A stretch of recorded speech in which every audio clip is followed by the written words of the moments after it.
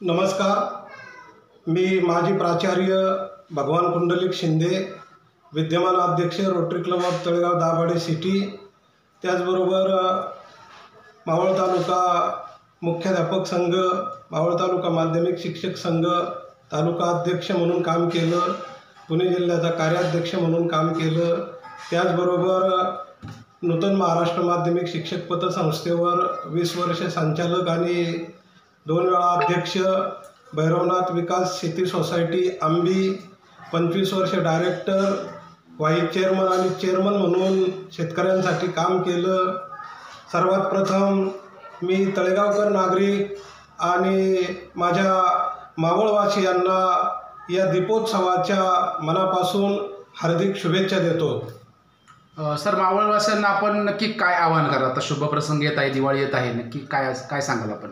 मी असं सांगू इच्छितो की सध्या आपलं तळेगाव दाभाडे शहर हे पुण्याची उपराजधानी म्हणून समजलं जातं, संस्कृतीचं माहेरघर म्हणून समजलं जातं आणि आपल्या अंदर मावळ, नाणे मावळ आणि पवन मावळातील नागरिक बंधू भगिनी मोठ्या संख्येने या तळेगाव शहरामध्ये खरेदीसाठी येत असतात.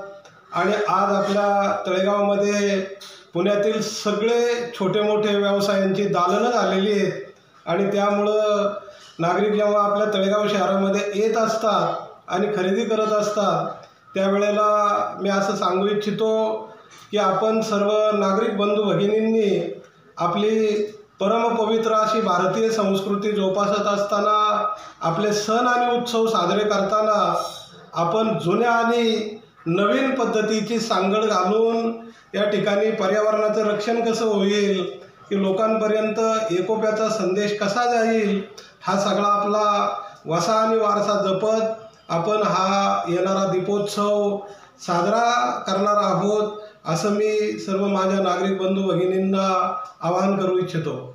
धन्यवाद सर.